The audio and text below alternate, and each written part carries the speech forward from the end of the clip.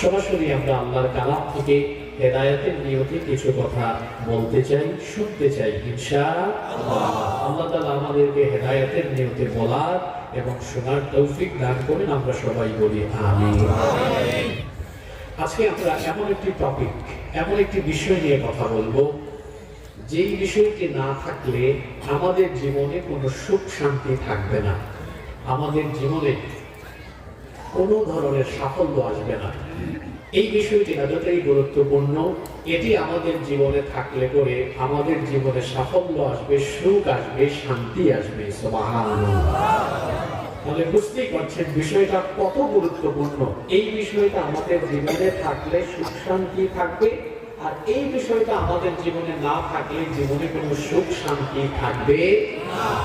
তাহলে আলোচনা শুরুর প্রথম লাইনটা বুঝে নেন। আজকে আমরা এমন একটা বিষয় নিয়ে কথা বলবো, যেই বিষয়টা আমার আপনার জীবনে থাকলে জীবনে সুখ শান্তি থাকবে, আর যে বিষয়টা না থাকলে আমাদের জীবনে কোনো সুখ শান্তি থাকবে না। সেই বিষয়টা কি? সেই বিষয়টা হচ্ছে বরকত। সেই বিষয়টা কি? সবাই তো বললেন না, সবাই বলেন বিষয়টা কি? বরকত। বরকত দেওয়ার মালিক কে? এটা পৃথিবীর কোনো নেতাও দিতে পারে না, নেত্রীও দিতে পারে না, পৃথিবীর কোনো ক্ষমতাধর মানুষও দিতে পারে না। বরকত দেওয়ার একমাত্র মালিক যিনি, জোরে বলেন তো তিনি কে? আল্লাহর তরফ থেকে যার জীবনে বরকত নেমে আসবে, ওই ব্যক্তি দুনিয়া আখিরাতের সবচেয়ে সুখী এবং সফল মানুষ হয়ে যাবে। সুবহানাল্লাহ। আর এই বরকত যার জীবনে থাকবে না, তার জীবনে কোনো সুখ শান্তিও থাকবে না। বরকত এই শব্দটির আরবি উচ্চারণ হলো বারাকা। এর বাংলা অর্থ হলো প্রাচুর্য, কল্যাণ, সমৃদ্ধি, সাফল্য ইত্যাদি অর্থে ব্যবহার হয়। বরকত বলতে আমরা কি বুঝি? আমরা মনে করি যে অনেক বেশি টাকা পয়সা, অনেক বেশি সম্পদ, অনেক বেশি সন্তানাদির মালিক হওয়া, এটাই মনে হয় বরকত পাওয়া। না, আধিক্যতার নাম বরকত নয়, বরং আপনি যেটা পেয়েছেন সেটা যদি আপনার জন্য ইফেক্টিভ হয়, কল্যাণকর হয়, উপকারী হয়, সেটা হলো আপনার জন্য আল্লাহর তরফ থেকে নেমে আসা বরকত। সুবহানাল্লাহ। মনে করুন একজন ব্যক্তি খুব দামি বাড়ি নাই, কোনো গাড়িও নাই। এই ব্যক্তি থাকে কোনো রকম একটা বাড়িতে, অল্প টাকা পয়সা উপার্জন করে আলু ভর্তা ডাল ভাত খেয়ে রাতের বেলা ঘুমাচ্ছে। তার কোনো ডায়াবেটিসও নাই, হাই প্রেশারও নাই, শরীরে কোনো রোগবালাই নেই, শুইছে তো ঘুমিয়ে গিয়েছে। আরেক ব্যক্তি দামি বাড়িতে, সুন্দর বাড়িতে থাকে, দামি গাড়িতে চড়ে, তারপরে খাবার দাবারও ভালো খায়, রাতের বেলা ঘুম নাই, তার ডায়াবেটিস, হাই প্রেশার, বিভিন্ন ধরনের রোগবালাই আছে, শান্তি নাই, সুখ নাই, ঘুম নাই। তাহলে আমরা প্রকৃত সুখী কাকে বলবো? সুস্থ ব্যক্তিকে না অসুস্থ ব্যক্তিকে? সুস্থ ব্যক্তিকে, কারণ সুস্থ ব্যক্তিরাই হচ্ছেন দুনিয়ার সেরা সুখী মানুষ। সুবহানাল্লাহ। তাহলে আল্লাহর তরফ থেকে সুস্থতা, সুখ শান্তি, পেরেশানি মুক্ত, চিন্তা মুক্ত জীবন পাওয়া মানে হচ্ছে আল্লাহর তরফ থেকে বিশেষ কল্যাণ পাওয়া। সুবহানাল্লাহ। বরকত মানে হলো আল্লাহর তরফ থেকে বিশেষ কল্যাণের মালিক হওয়া। সম্মানিত উপস্থিতি, তাহলে বরকত এটা বোঝা গেল আমাদের জীবনে অত্যন্ত গুরুত্বপূর্ণ একটি বিষয়। এটা না থাকলে পরে জীবনে সুখ শান্তি থাকে না, আর এটা থাকলে পরে সুখ শান্তির অভাবও হয় না। বরকত হচ্ছে আল্লাহ তাআলার এমন এক গোপন সৈনিক, এটা যদি কোনো ব্যক্তির সম্পদে প্রবেশ করে তাহলে সম্পদ বৃদ্ধি হয়ে যায়। সুবহানাল্লাহ। বরকত হচ্ছে আল্লাহর এমন গোপন সৈনিক, এটা যদি সন্ততির মধ্যে প্রবেশ করে সন্তানগুলো আল্লাহওয়ালা হয়ে যায়। সুবহানাল্লাহ। বরকত হচ্ছে এমন একটা বিষয়, যদি কোনো ব্যক্তির শরীরে আল্লাহর বরকত চলে আসে, এই ব্যক্তি সুস্থ জীবন, সুন্দর জীবন লাভ করে। সুবহানাল্লাহ। বরকত আল্লাহর এমন এক গোপন সৈনিক, এটা যদি কোনো ব্যক্তির সময় প্রবেশ করে ওই ব্যক্তির সময় বরকতময় হয়ে যায়। এটা যদি কোনো ব্যক্তির হৃদয়ে প্রবেশ প্রবেশ করে তাহলে ওই হৃদয়টা বরকতের কারণে প্রশান্ত হৃদয়ে পরিণত হয়ে যায়। সুবহানাল্লাহ। তাহলে যে বিষয়টা থাকলে পরে আমার আপনার জীবন বরকতময় হয়ে যাবে, যে বিষয়টা থাকলে পরে আমার আপনার জীবন সুখী সুন্দর হয়ে যাবে, জোরে বলেন তো সেই বিষয়টার নাম কি? আরো আসতে বলেন, সেই বিষয়টার নাম কি? আজকের কাছে আল কোরআন কি ওয়াজ শুনে আল্লাহ জানে। ওয়াজ শুনে বরকতের সেটা হচ্ছে কোরআন। আপনাদের হুঁশ আছে না বেহুশ হয়ে গেলেন? সবার হুঁশ আছে? যে বিষয়টা আপনার জীবনে না থাকলে জীবনে কোনো সুখ শান্তি থাকবে না, সেটার নাম হলো কি? বরকত। জোরে বলেন, সেটার নাম কি?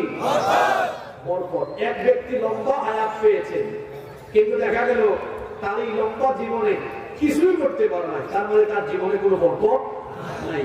অনেক টাকা পয়সা উপার্জন করেছে, কিন্তু দেখা যায় কোন দিকে আসে আর কোন দিকে যায় কোনো হিসাব নিকাশই নাই, তার মানে তার জীবনে কোনো বরকত নাই। আরেকজন দেখা গিয়েছে সন্তান সন্ততি টাকা পয়সা যাই পেয়েছে, যে সবকিছু নিয়ে সুন্দরভাবে জীবনযাপন করে ইবাদত বন্দেগীতে জীবন কাটিয়ে দিয়েছে, তার মানে তার জীবনের মধ্যে বরকত। তাহলে আমরা এমন একটি বরকতময় সুখী সমৃদ্ধ জীবন সবাই চাই কি চাই না? আমরা এইরকম বরকতময় জীবন চাই কি চাই না? আরো জোরে বলেন, চাই কি চাই না? এইরকম বরকতময় জীবনের অধিকারী হতে হলে আমাদেরকে 15টি কাজ করতে হবে। এই 15টি কাজ যদি আমরা করতে পারি, আমাদের গোটা জীবনকে বরকত দিয়ে যিনি ভরপুর করে দিবেন, বলার আওয়াজ বড় করে সবাই বলেন তো তিনি কে? আজকের আলোচনার উপরে আমি প্রশ্ন করব, যারা প্রশ্নের উত্তর দিতে পারবেন এর মধ্যে 2 জনকে এখানে ডেকে এনে আমার তরফ থেকে হাদিয়া পুরস্কার দেওয়া হবে ইনশাআল্লাহ। তাহলে মনোযোগী থাকবে যারা, পুরস্কৃত হবে তারা। তাহলে আজকে আলোচনা শুরু হচ্ছে জীবনকে বরকতময় করার 15টি উপায়। জীবনকে বরকতময় করার 15টি উপায়। বরকত চান কি চান না? দেখেন না, অনেক মানুষের টাকা আছে, পয়সা আছে, উপার্জন করে, চাকরি করে, ব্যবসা করে, মনে সুখ নাই, শান্তি নাই, বিপদ আপদ, পেরেশানি, মুসিবত, দুশ্চিন্তা, ঋণ, কোনো কিছু তার পিছু ছাড়ে না, তার মানে ওর জীবনে কোনো বরকত নাই। আরেকজন আছে অল্প স্বল্প যাই আছে, দেখা যায় চেহারা ছিল তো ভালো, টেনশন নাই, আরাম আরাম ফিল হয়, শান্তি শান্তি লাগে, তার মানে তার জীবনে বরকত দিয়ে দিয়েছেন কি? এমন একটি বরকতময় জীবন আমরা পেয়ে যাব কয়টা কাজ করলে? 15টা কাজ করলে। নাম্বার 1 শুরু হয়ে গেছে। 1 নাম্বার, আল্লাহ তাআলাকে ভয় করে জীবন যাপন করলে ওই ব্যক্তির জীবনের সকল দিকে যিনি বরকত দিয়ে ভরে দিবেন তিনি কে? তাহলে বোঝা গেল তাকওয়া ভিত্তিক জীবন যাপন করবে যারা, আল্লাহর তরফ থেকে বরকতের অধিকারী হয়ে যাবে তারা। কোরআনে কারীমের 7 নাম্বার সূরা সূরাতুল আরাফের 96 নম্বর আয়াতে জalla রাব্বুল আলামিন বলছেন, ওয়ালাউ আন্না আহলাল কুরা আমানু ওয়াত্তাকু লাফাতাহনা আলাইহিম বারাকাতিন মিনাস সামাই ওয়াল আরদ। আল্লাহ তাআলা বলছেন, আর যদি জনপদের লোকেরা আল্লাহর উপর ঈমান আনে, আর যদি আল্লাহ তাআলাকে ভয় করা, আল্লাহ তাআলাকে ভয় করে জীবন যাপনের নীতি অবলম্বন করে, তাহলে আসমান আর জমিনের বরকতের দুয়ার যিনি তাদের জন্য খুলে দিবেন তিনি কে? মনে রাখতে হবে, বরকতের চাবি দুনিয়ার কোনো মানুষের হাতে নয়। রিজিক, সুখ, শান্তি, নেয়ামত এগুলো যার হাতের মুঠায়, শরীরের শক্তি গলার মাঝ বরাবর এনে বলেন তো তিনি কে?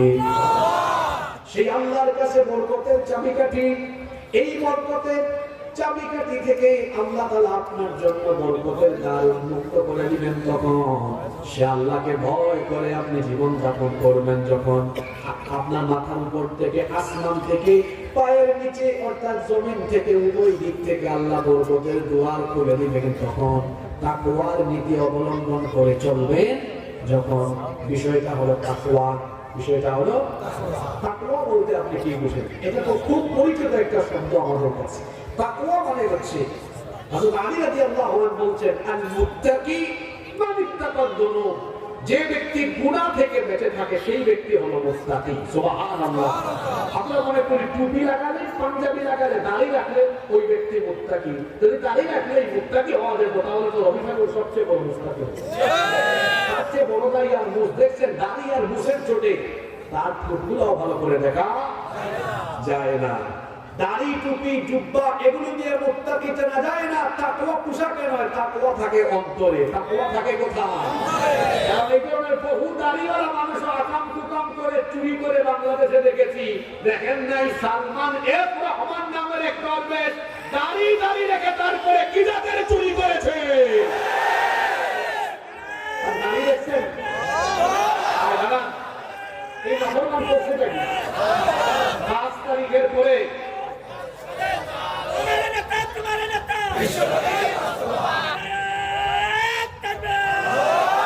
5 তারিখের পরে এই নাফরমান করছে দেখে একদম সাফা চাট ক্লিয়ার করে দিয়েছে। এই দলবে আরেক সুফিকে নিয়ে থাকতেছে, উঠছে নৌকা। তো দরবেশকে তো আর চেনা যায় না, দাঁড়িয়েও নাই, মুছো কিন্তু সুফিকে প্রশাসনের লোকরা চিনে ফেলছে। সুফি কোনটা বুঝছেন তো? তার সাথে দেখা ছিল, ওইটা নিয়ে চলে যাচ্ছে। আর সুফি দেখতেছে দুইজন একসাথে বের হইলাম থাকার জন্য, আমি ধরা গেলাম আরেকজনকে রেখে যাবো, এটা তো হয় না, সাথীকে নিয়ে জায়গা মতো যাওয়া দরকার। প্রশাসনের ভাইদেরকে বলতেছেন আমারে নিয়ে যাচ্ছেন, হ্যাঁ শুধু সুফি নিয়ে গেলে হবে, দরবেশ নিবেন না, এটা আমার কোনটা? ওই দেখেন চেনা তো যায় না, এটা দাঁড়িয়ে আর মুসলাইটা হচ্ছে, দাঁড়িয়ে আছে মুছ আছে, কিন্তু চুরি তো কম করে না। তাহলে দাড়ি, মুছ, দাড়ি, টুপি আর জুব্বা পাঞ্জাবি লাগাইলেই মুত্তাকি হওয়া যায় না। কারণ তাকওয়া পোশাকে নয়, তাকওয়া কোথায়? অন্তরে। তাকওয়া কোথায়? এটা থাকার জায়গা অন্তর। এই জন্য আলী রাদিয়াল্লাহু আনহু আরেকটি কথা বলতেন, তাকওয়া পোশাকে আশাকে প্রকাশ পায় না। তিনি বলতেন ইন্না হুদুরিশ শাহাওয়াতি ওয়াল লাযযাতি ইয়াতাবায়ানু ওয়ারহুল আতকিয়া। তিনি বড় চমৎকার কথা বলেছেন, শাহাওয়াত এবং লাযযাত অর্থাৎ যৌন কামনা এবং মজার কারণে সামনে আসলে পরে মুত্তাকিদের তাকওয়ার গুণ প্রকাশ হয়। আপনার হাতের মধ্যে মোবাইল ফোন আছে, ইউটিউবে গিয়েছেন, ফেসবুকে গিয়েছেন, একটা বাজে ভিডিও আপনার চোখের সামনে চলে এসেছে, সঙ্গে সঙ্গে আপনি আল্লাহর ভয়ে ওই ভিডিওটা স্কিপ করে চলে গেলেন, এটার নাম হলো তাকওয়া। কারণ আপনি মোবাইল ফোন হাতে নিয়ে আজে বাজে ভিডিও দেখলে এলাকার একটা মানুষও জানবে না, কিন্তু এলাকার মানুষ না জানলেও যিনি আমার সকল কর্মকাণ্ড জানেন তিনি কে? তাকওয়া থাকার জায়গা পোশাকে নয়ন করে, সুন্দর পোশাক পরে আপনি ঢাকায় একটা অফিসে চেয়ারে বসে আছেন, রাষ্ট্রীয় দায়িত্ব, দেখলে চেহারা সুরত দেখলে মনে হয় একেবারে ফেরেশতার মতো চেহারা, কিন্তু মানুষ একটা ফাইল নিয়ে আসলো, আপনি ঘুষ ছাড়া কাম করেন না, তাহলে বোঝা গেল পোশাকে আশাকে তাকওয়া নয়, বরং ঘুষ নিয়ে আসলে আল্লাহর ভয়ে ঘুষের টাকা ফেরাইয়া দেওয়ার নাম হলো তাকওয়া। এইভাবে করে ছোট হোক বড় হোক সকল গুনাহ থেকে আল্লাহর ভয়ে নিজেকে বাঁচিয়ে রাখার নাম হলো, আস্তে বলবেন না, জোরে বলেন, সেটার নাম কি? গুনাহ সেটা ছোট হোক বা বড় হোক, গুনাহ থেকে বেঁচে থাকা আর নেক আমল করা, এটার নাম হলো তাকওয়া। আমরা যদি এইভাবে আল্লাহকে ভয় করে সকল ধরনের গুনাহ থেকে যদি আমরা বেঁচে থাকতে পারি, আমার আপনার জীবনে বরকত দিয়ে যিনি ভরপুর করে দিবেন, জোরে বলেন তিনি কে? আল্লাহকে ভয় করে যখন গুনার কাজ ছেড়ে দিবেন, পাপ করবেন না, দেখবেন আপনার জীবনে কোনো টেনশন থাকবে না, দুশ্চিন্তা থাকবে না, ঋণের বোঝা থাকবে না, দারিদ্রতা থাকবে না, গরিবী হালত থাকবে না, অভাব থাকবে না, অনটন থাকবে না। জীবনটাকে সুখ শান্তি দিয়ে যিনি হৃদয়টাকে প্রশান্ত করে রাখবেন তিনি কে?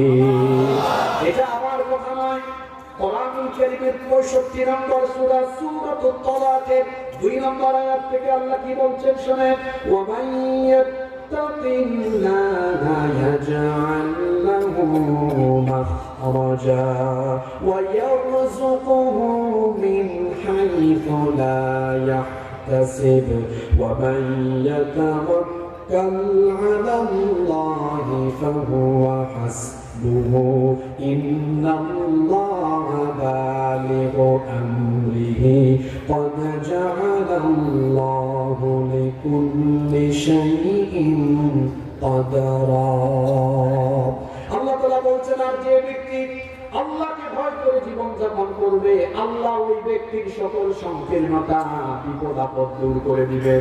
যদি আপনার জীবনে বিপদ আপদ না থাকে জীবনটা সুখী হবে না সুখী হবে? আল্লাহ বলছেন যে ব্যক্তি আমাকে ভয় করে জীবন যাপন করবে তার জীবনের সকল বালা মুসিবত বিপদ আপদ আমি আল্লাহ দূর করে দিব। রিজিকের টেনশন করা লাগবে না। ওয়ায়ারযুকুহু মিন হাইযু লা ইয়াহতাসিব, ধারণা করবে না কল্পনা করবে না এমন জায়গা থেকে তার রিজিকের ব্যবস্থা যিনি করে দিবেন তিনি কে? আপনি কি আয়াতটা বুঝতে পারছেন কথাগুলো? বলুন আপনি আল্লাহকে ভয় করে চললে রিজিক কোথেকে আসবে আপনার চিন্তা নাই, কোথেকে আপনার কি হবে আপনার কোনো টেনশন করা লাগবে না। আপনার জীবনে যা দরকার সব আল্লাহ আপনাকে দিয়ে দিবেন। সুবহানাল্লাহ। এই কোয়ালিটিটা অর্জন করেন। এক নাম্বার, ভয় করতে হবে কাকে?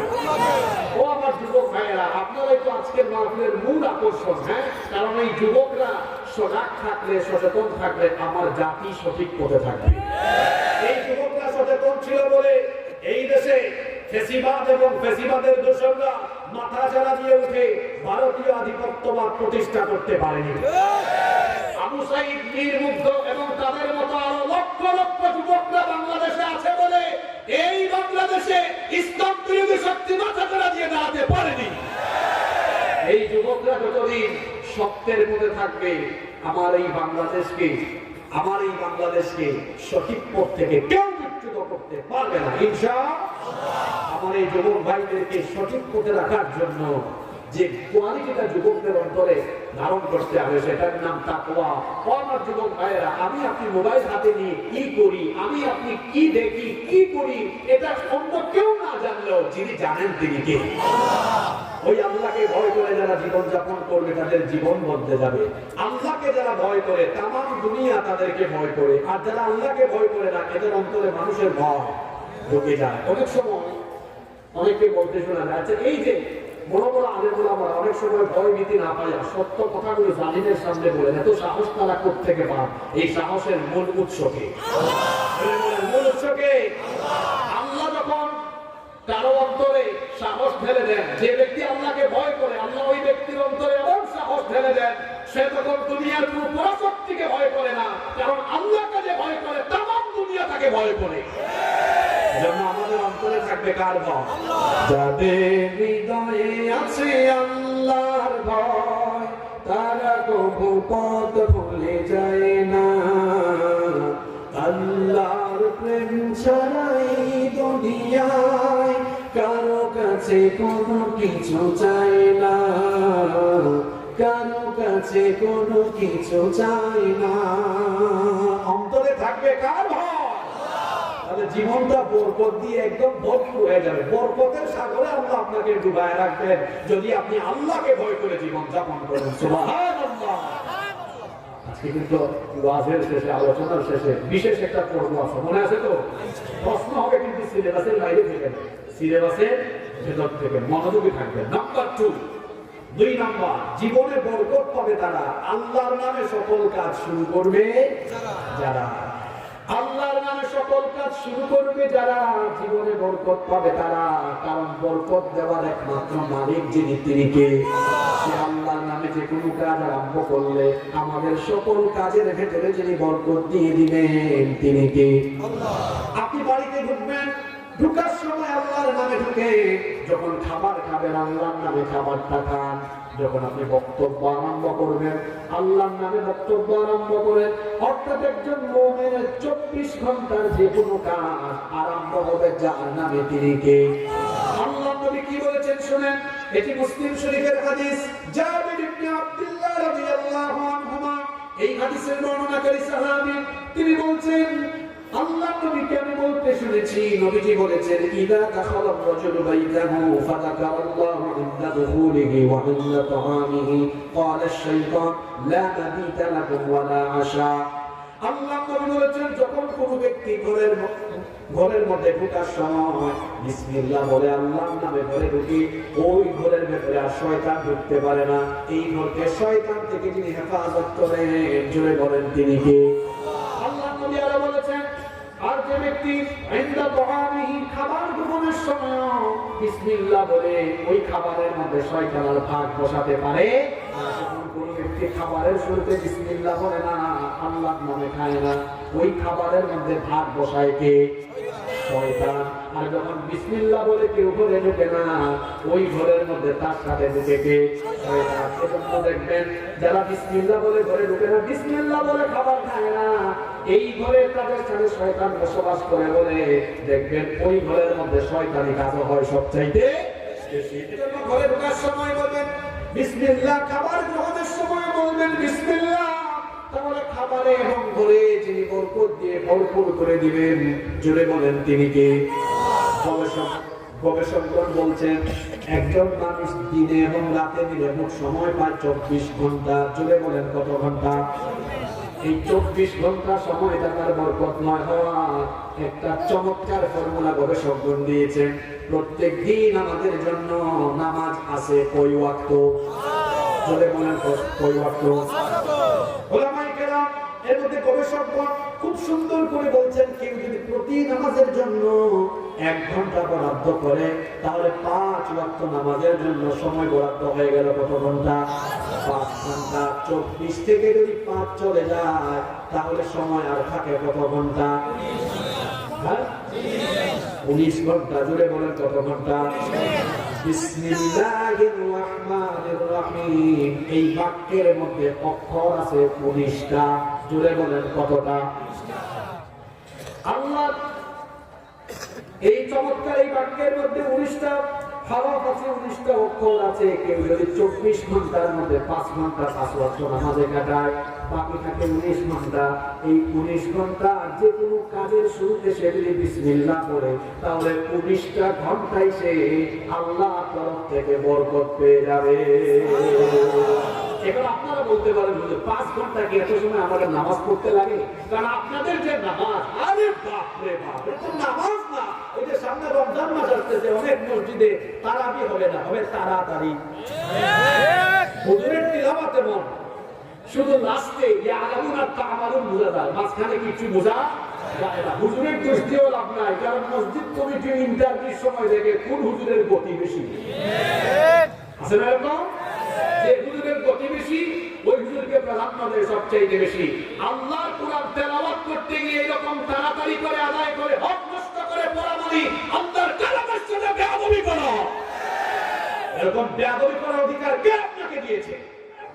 কোরআন পড়বেন, হক আদায় করে পড়বেন। 5 ওয়াক্ত নামাজে 5 ঘন্টা সময় যাবে যদি রাসূল আর সাহাবীদের তরিকায় নামাজ আদায় করে। সেই তরিকার কথা কি আমি বলবো? আপনাদের তো কোনো অবস্থা নাই, বলবো? প্রত্যেকটা মসজিদে দেখবেন জামাতের কমপক্ষে 15 মিনিট আগে আযান দেওয়া। আপনি প্রস্তুতি দিবেন আযানের আরো 5-10 মিনিট আগে ওযু করে, কমপক্ষে 10 মিনিট আগে ওযু করে, ওযু করার পরে আপনি এই ওযুর প্রতি গুরুত্ব দিয়ে 2 রাকাত নামাজ আদায় করবেন। এই আমলটা আমাদের অনেকের মধ্যে নাই, কিন্তু এটা বড় দামি আমল। আল্লাহ নবী বলেছেন মান তাওয়াদ্দা নাহু wudu'i hadha thumma salla rak'atayn la yuhaddith fihima nafsahu ghufira lahu ma taqaddama min dhanbi। আল্লাহ নবী বলেছেন যে ব্যক্তি আমার শেখানো তরিকা অনুযায়ী ওযু করবে, ওযু করার পরে যেই ব্যক্তি এরপরে 2 রাকাত নামাজে দাঁড়িয়ে যাবে, এই 2 রাকাত নামাজে সে যদি অনর্থক কোনো ধারণা না করে সুন্দরভাবে একাগ্রতা নিয়ে 2 রাকাত নামাজ ওযুর করে আদায় করে, আল্লাহ তার পিছনের যত গুনাহ আছে সব গুনাহ আল্লাহ মাফ করে দিবে। আমরা শুধু সুবহানাল্লাহ কইতে জানি, ওয়াজ করতে আর শুনতে জানি, আমল করতে জানি না। এজন্য কবি বলছেন আমাদের দেশে হবে সেই ছেলে কবে কথায় না বড় হয়ে হবে, শুধু কথা বললে হবে না, কাজ করেও দেখাইতে হবে। এই জন্য ওযুর শেষে এই 2 রাকাত নামাজ আদায় করবেন। আল্লাহ নবী যখন মেরাজে গেলেন, মেরাজ থেকে ফিরে এসে বললেন, ও বিলাল, জান্নাতের মধ্যে আমি তোমার পায়ের আওয়াজ শুনতে পেয়েছি। সুবহানাল্লাহ কি বাড়ি গিয়ে বলবেন? কে বলতেছেন? এটা হুজুর না বড় হুজুর?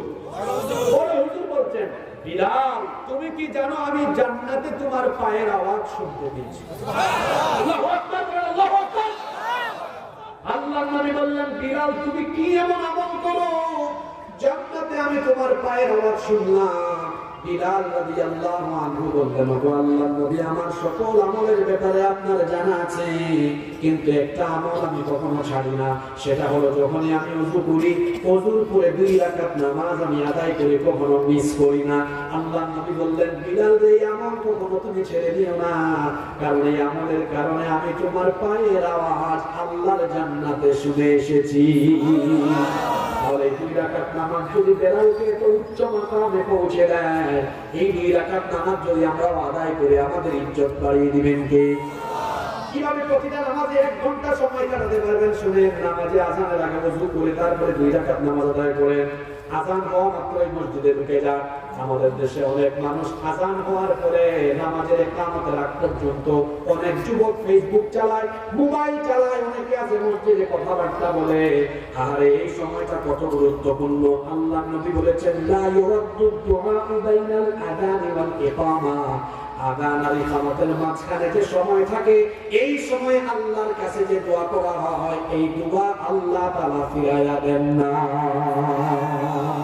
আচ্ছা বলেন তো, কি বললাম? আযান আর ইকামতে আযান দেওয়ার পরে মাঝখানে 15 মিনিট সময় থাকে না ইকামত, এই আযান ইকামতের মাঝখানে সময় নষ্ট করবেন না। হাতটা তুলে আল্লাহর কাছে চান। আল্লাহ রাসূল বলেছেন, এই সময় বান্দা আল্লাহর কাছে যা চাইবে আল্লাহ সব দিয়ে দিবেন। সুবহানাল্লাহ। এই তো আপনার 15 মিনিট, এর আগে 10 মিনিট, প্রায় আধা ঘন্টা শেষ। ফরজ নামাজ সুন্নত গুলো আদায় করে আস্তে আস্তে এখন 1 ঘন্টা চলে গেল। 5 ওয়াক্ত নামাজে 5 ঘন্টা, বাকি থাকলো 19 ঘন্টা। বিসমিল্লাহর মধ্যে মোট অক্ষর আছে কয়টা? 19টা। বাকি 19 ঘন্টাও বরকত পাবে যদি সকল কাজে বিসমিল্লাহ বলেন। 24টা ঘন্টা এভাবে যিনি আপনার জীবনে বরকত দিয়ে ভরে দিবেন, তিনি কে? তাহলে 2 নম্বর আমল, সকল কাজের শুরুতে। আমার দেশে অনেকে রাজনীতি করে এবং দল করে, বক্তব্যের শুরুতে বিসমিল্লাহ বলতে পারে না। তার নেতার গুণগান, তার নেত্রীর গুণগান। যে রাজনৈতিক দল করলে পরে বিসমিল্লাহ বলা যায় না, মুসলমান ওই রাজনীতি করার কোন দরকারই না। এরকম রাজনৈতিক দল বাংলাদেশে আছে না? তোমার কোন দল যে বিসমিল্লাহ বলা যায় না, আগে তোমার নেতা আর তোমার নেত্রীর গুণগান গাওয়া যাবে? মুসলমান তার কথা, তার কাজ শুরু করবে কার নামে? আমাদের মাহফিল কমিটিও পোস্টারটা শুরু করছেন, উপরে কি লিখছে? বলেন না, বিসমিল্লাহির রহমানির রহিম। আমাদের মাহফিলের বক্তৃতাও শুরু হয় আউযু বিল্লাহি মিনাশ শাইতানির রাজিম। তারপরে কি বলি? বিসমিল্লাহির রহমানির রহিম। কার নামে? কার নামে? তাহলে জীবনে বরকত পাবো। কথা, কাজ সবকিছু শুরু করবো কার নামে? হাল চাষ করতে গিয়েছেন, এটা শুরু করবেন বিসমিল্লাহ বলে। মা বোনেরা বাড়িতে থেকে যারা শুনছেন, রান্না শুরু করবেন বিসমিল্লাহ বলে। এক কথায় সকল কাজ শুরু হবে কার নামে? কষ্ট হচ্ছে নাকি আপনাদের? নাম্বার 3 নাম্বার, জীবনে বরকত পাবে তারা নামাজের টাইমে নামাজে গিয়ে হাজির হবে। যাদের জীবনে নামাজ নাই, এদের জীবনে সুখ শান্তি নাই, বরকত নাই, টেনশন আর টেনশন, অভাব আর অভাব। যাদের জীবনে নামাজ আছে, এদের জীবনে সুখ শান্তি আছে। হৃদয়টাকে যিনি প্রশান্ত করে রাখেন, জোরে বলেন তিনি কে? কোরআনে কারীমের 20 নম্বর সূরা সূরাতুত তাহা 132 নম্বর আয়াতে আল্লাহ তাআলা বলছেন, ওয়া'মুর আহলাকা বিস-সালাতি ওয়াসতাবির আলাইহা লা নাসআলুকা রিজকান নাহনু নারযুকুকা ওয়াল আকিবাতু লিত-তাকওয়া। আল্লাহ তাআলা বলছেন, ও নবী, আপনি আপনার পরিবার বর্গকে নামাজের আদেশ দিন এবং এই নামাজের উপরে আপনি অবিচল থাকুন। আমি তো আপনার কাছে রিজিক চাই না, বরং আমি সবাইকে রিজিক দেই। অর্থাৎ আল্লাহ বোঝাতে চেয়েছেন, এই নামাজের সাথে সম্পৃক্ত থাকবে যারা, আল্লাহর তরফ থেকে উত্তম রিজিক পাবে তারা। রিজিক দেওয়ার মালিক যিনি, জোরে বলেন তিনি কে? আস্তে বলবেন না, জোরে বলেন তিনি কে?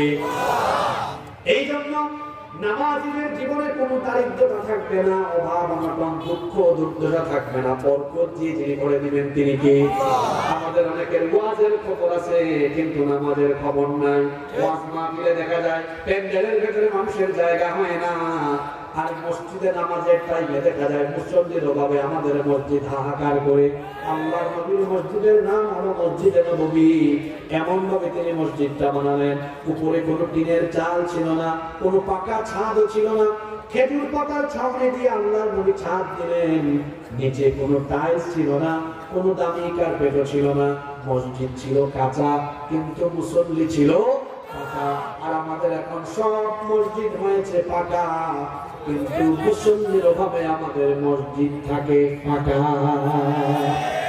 যেই ব্যক্তি নামাজে যায় না সেই ব্যক্তি শয়তানের গোলামি করে। এই জন্য আমি আমার ভাষায় বলি, শুধু আমার ভাষায় নয়, কুরআন হাদিসের ভাষায় বলি, নামাজের টাইমে যারা নামাজে যায় না এরা হলো মানুষরূপী একটা শয়তান। বুঝলে তো কঠিন কথা বললেন কেন? ইবলিস সে শয়তানে পরিণত হয়েছে কেন? কি না দেওয়ার কারণে।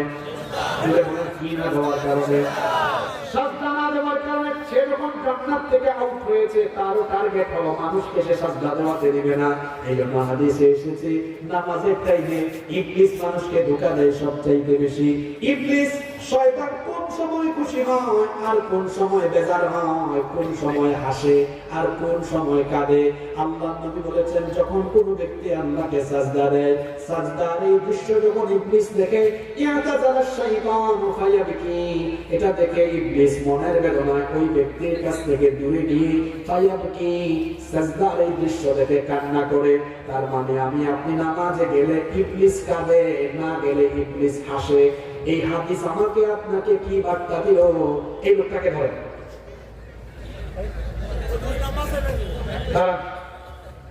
মাঝখান থেকে যেটা উঠবে না সেটা সময় ধরে একদম আমার পাশে আসবে। মানুষের ঘাড়ের পাশ দিয়ে উঠে চলে যায়, যার লাস্ট পর্যন্ত শোনার কোনো নিয়োগ থাকে না। এরা মাহফিল থেকে 100 গজ দূরে থাকবে। এখানে যারা আসছে তাদেরকে কষ্ট দেওয়ার কোন অধিকার আপনার নাই। কি বেয়াদবি! সে যখন হেঁটে যায় মানুষের ঘাড়ের উপর দিয়ে যাচ্ছে না, চিন্তা করেছেন যে উঠবে তারা এইভাবে দাঁড় করে একদম এখানে। কষ্ট হচ্ছে আপনাদের? কোন জায়গায় ছিলাম ভুলেও গেলাম। ইবলিস কোন সময় হাসে আর কোন সময় কাঁদে? আমরা নামাজে গেলে ইবলিস হাসে না কাঁদে? হ্যাঁ না, এখানে ওয়াজ করে বোঝা নাই, এরা তো কিছুই শুনে না কথা। মোনাজাত দিয়ে দিই, কি শুনলেন? আমার জবান থেকে এতক্ষণ পর্যন্ত কুরআন হাদিসের বাইরে একটা ফালতু কথা শুনছেন আপনি? আপনি কি শুনেন ওয়াজ বলেন? আমি তো হাদিস বললাম একটু আগে, আল্লাহর রাসূলের হাদিস। কোন ব্যক্তি যখন সাজদা দেয় এটা দেখলেই ইবলিস কি কাঁদে। আর যখন কোন ব্যক্তি নামাজে যায় না ইবলিস এবার বুঝছেন তো? ওকে, এবার উত্তর দেন। আপনারা সিদ্ধান্ত নেন, টেক ইউর ডিসিশন, সিদ্ধান্ত নেন। নামাজের টাইমে ইবলিসকে হাসাবেন না কাঁদাবেন? বলবো না তারা ইবলিসের কাছ থেকে খেলাফত নিছে, কথা বলতে পারে না। নামাজের টাইমে আপনি ইবলিসকে হাসাবেন না কাঁদাবেন? কাঁদাইলে আপনি কি করবেন? নামাজ ছাড়বেন না আদায় করবেন? আপনি তো আদায় করেন না, আপনার 5 ওয়াক্ত নামাজ কেমনে যায়? কবি বলছেন ঘুমাইয়া কাজা করেছ ফজর, তখনও জাগনি যখন যোহর, হেলায় খেলায় কেটেছে আসর, মাগরিবের ওই শুনিয়া যান, এখনো জামাতে হরে শামিল, এখনো এসাথে আছে স্থান, বাজিছে দামামা পাগড়ে আমামা, শির উঁচু করি মুসলমান, দাওয়াত এসেছে নয়া জামানা, ভাঙা কেল্লা ইউরে নিশান। কিভাবে আপনার 5 ওয়াক্ত নামাজ যায় সব এই কবিতার লাইনে উঠে এসেছে। ফজরের টাইমে আপনি ঘুমায় থাকেন, নামাজে যান না। ফজরের কোন গেল পরনি নামাজ, জোহরে ডুবেছিলে নিয়ে শত কাজ। ফজরের কোন গেল পরনি নামাজ, জোহরে ডুবেছিলে নিয়ে শত কাজ। হেলায় খেলায় গেল আসরের কাজ, মাগরিবেও পড়লে না নামাজের সাজ। ফজরের কোন গেল পরনি নামাজ, জোহরেও ডুবেছিলে নিয়ে শত কাজ। আপনি ফজরের টাইমে ঘুমান, ফজরের টাইমে ঘুমান আপনি, এই যে ঘুমিয়ে থাকলেন নামাজে গেলেন না, জোহরের আগে আপনার জানাজা হওয়ার সম্ভাবনা আছে না? ঠিক বলছে কে এখানে? কি আশ্চর্য কালচার এবং মাহফিলে আসছে। আমি যে এখানে প্রায় 40 মিনিট ধরে বক্তব্য রাখতেছি, বলুন তো একবারে কি বলছে ঠিক কিনা বলেন? বলছি আশ্চর্য কথা, আপনি হুজুর আপনি ওয়াজ করেন, কোরআন হাদিসের কথা ঠিক কিনা, এরা কি বলবে? আপনি ঠিক বললেও কোরআনের কথা ঠিক, ঠিক না বললেও কোরআনের কথা ঠিক। এটা মাহফিলের জগতে এক অসুস্থ সংস্কৃতি। এই অসুস্থ সংস্কৃতি থেকে বের হয়ে আসতে হবে। মাহফিলে বলবেন কি তাহলে? ফজিলতের কথা শুনেছেন, সুবহানাল্লাহ, আল্লাহর বরকতের কথা শুনেছেন, আল্লাহু আকবার। আলেম ওলামাদেরকেও বলবো এগুলো মানুষকে চর্চা করাবে। ঠিক, আবারও বলে ঠিক না? এটা অসুস্থ সংস্কৃতি, এটা অসুস্থ সংস্কৃতি। কিসের ঠিক বেঠিক? কোরআন শরীফের সব কথাই ঠিক, আপনি ঠিক বললেও ঠিক, না বললেও ঠিক। বরং যেটা বলবেন ফজিলতের একটু আগে আদেশ করেছেন, 2 রাকাত নামাজ যারা আদায় করবে আল্লাহ সব গুনাহ মাফ করে দেবে, এটা ঠিক না? সুবহানাল্লাহ। আপনার সামনে আরো গুরুত্বপূর্ণ কথা আসবে, দেখবেন, একটু বসে থাকেন, খুব জরুরি কথা আছে, ওইটা বরকতের কথা শুনবেন। আল্লাহু আকবার। প্রতিটা অক্ষরে অক্ষরে সওয়াব দিবেন আল্লাহ। ঠিক ঠিক কইলেন, এর কোনো সওয়াব আমাদের নেকির দরকার আছে না? আছে। তাহলে বলছিলাম, এই যে ফজর পর্যন্ত ফজরে ঘুমায় থাকলেন, জোহরের আগে আপনার জানাজা হতে পারে কি পারে না? কেমন করে ঘুমাও তুমি, কেমন করে ঘুমাও তুমি, ফজর করে কাজা, এমন তো হতে পারে জোহরে জানাজা। হতে পারে কি পারে না? ও ভাই, ফজরের নামাজ যে আপনি কাজা করলেন, আদায় করলেন না, খুশি করেছেন আল্লাহকে না শয়তানকে? লজ্জা করে না? লজ্জা করে না? আপনার সকালবেলা শয়তানকে খুশি করে শয়তানের গোলামি করে দিন আরম্ভ করেছেন। আপনার মগজে কি শয়তান পেশাব করেছে না? এই হাদিস আপনার কানে ঢোকে না? আপনার ঘুমন্ত ব্যক্তি জাগ্রত হবে না? কি নাপাক মানুষ আপনি, সকালবেলা শয়তানের গোলামি করে শয়তানকে আসায় দিন শুরু করেছেন। অথচ উচিত ছিল ফজরে উঠেই আল্লাহকে সাজদা দিয়ে শয়তানকে কাঁদিয়ে আমার আল্লাহকে খুশি করা, আল্লাহ তাআলাকে খুশি করে দিন আরম্ভ করা। এখানে হাসে কে? কোরআন হাদিসের কথা শুনে আপনি হাসেন না? লজ্জা লাগে না? এখানে বহু আল্লাহর কুতুব আছে, আজকে 5 ওয়াক্ত নামাজ কাজা করে ওয়াজ শুনতে এসেছে। সারা রাত ওয়াজ শুনে কোনো ফায়দা হবে না যদি 5 ওয়াক্ত নামাজ আপনার ঠিক না থাকে। যে ব্যক্তি সারা রাত ওয়াজ শুনে কিন্তু 5 ওয়াক্ত নামাজ আদায় করে না, আল্লাহর খাতায় ওর নাম মুসলমান হিসেবে নাই। যে ব্যক্তি ওয়াজ শুনতে আসেও নাই কিন্তু আজকে 5 ওয়াক্ত নামাজ পড়েছে, সে হলো প্রকৃত মুসলমান। নামাজ ছাড়া জান্নাতে যাওয়ার কোনো উপায় নাই। আর যাদের জীবনে নামাজ নাই এদের জীবনে বরকতও নাই। দেখবেন নামাজীদের চেহারায় একটা নূর আছে, আছে না? চেহারা কালো, তাও দেখবেন আলো, আলো আছে না? আছে। আর দেখবেন নামাজ নাই বুঝে নাই, চেহারাটা দেখতে গেলে চুলের মতো লাগে। জীবনে বরকত পাবে তারা 5 ওয়াক্ত নামাজ যথাসময়ে আদায় করবে যারা। 4 নাম্বার হলো কোরআনের সাথে লেগে থাকবে যারা, আল্লাহর তরফ থেকে বরকতের অধিকারী হয়ে যাবে তারা। সুবহানাল্লাহ। এজন্য রব্বুল আলামিন কোরআনে কারীমের 6 নম্বর সূরা সূরাতুল আনআমের 155 নম্বর আয়াতে বলছেন, ওয়া হাদা কিতাবুন আনজালনাহু মুবারাকুন فاتبعوه واتقوا لعلكم ترحمون। আল্লাহ তাআলা বলেন, এই কিতাব যা আমি নাযিল করেছি এটা বড় বরকতময় কিতাব, এই কিতাবকে অনুসরণ করো তাহলে তোমাদের উপরে যার তরফ থেকে রহম আসবে তিনি কে? এটার সাথে লেগে থাকবেন কিভাবে? প্রতিদিন আল্লাহর কালাম তিলাওয়াত করবেন, আল্লাহর কালাম বুঝে কোরআনময় জীবন গঠন করবেন। যে ব্যক্তি তার ব্যক্তি জীবনে, তার নিজের জীবনে কোরআন গ্রহণ করে কোরআনের সাথে লেগে থাকবে, তার 24 ঘন্টা প্রাত্যহিক জীবনকে যিনি বরকত দিয়ে ভরে দিবেন তিনি কে?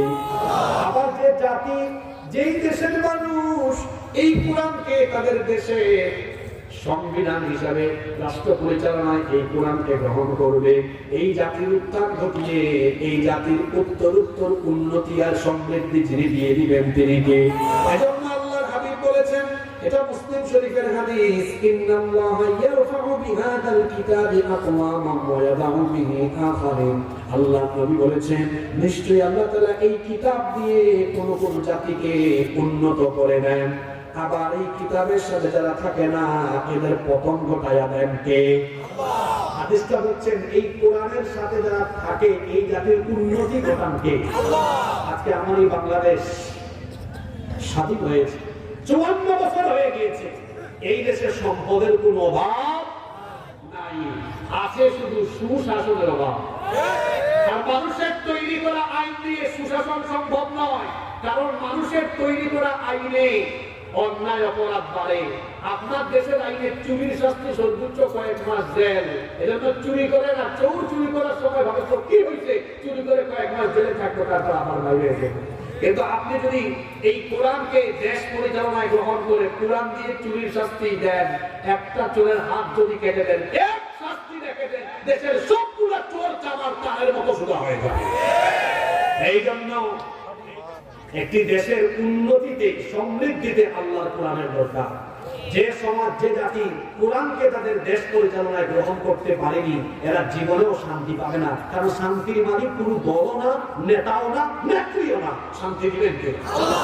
সেই আল্লাহ বলছেন, এই কোরআন গ্রহণ করলে শান্তি আছে, কোরআন ছাড়া কোনো শান্তি নাই। জেনজি, যাদের আত্মত্যাগ, যাদের পরিশ্রম, মেহনত, ঘাম ঝরানো পরিশ্রম, রক্ত, জীবনের বিনিময়ে 5ই আগস্ট আমরা নতুন বাংলাদেশ পেয়েছি।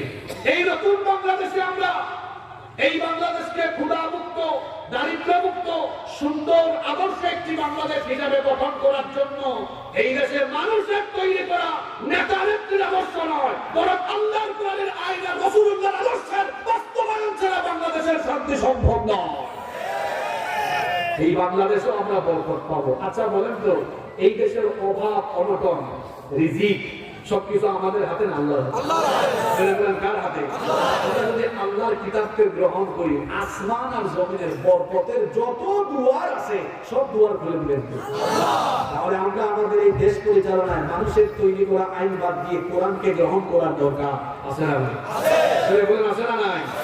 নাম্বার 5 নাম্বার, জীবনে বরকত পাবে তারা জীবনের মধ্যে, প্রাত্যহিক জীবনে সালামের আমল, সালামের অভ্যাস নিজের মধ্যে ডেভেলপ করবে যারা। এই সালামের ভেতরে বরকত শব্দটি আছে। যেমন আমরা যখন সালাম দেই, পুরা সালাম হলো আসসালামু আলাইকুম ওয়া রাহমাতুল্লাহি ওয়া বারাকাতুহু। অনেকে আছে তারপর বলে জান্নাতুল মাগফিরাতুল, খবরদার, এটা সালামের কোনো অংশ নয়। সালামের পুরা অংশ হলো আসসালামু আলাইকুম ওয়া রাহমাতুল্লাহি ওয়া বারাকাতুহু।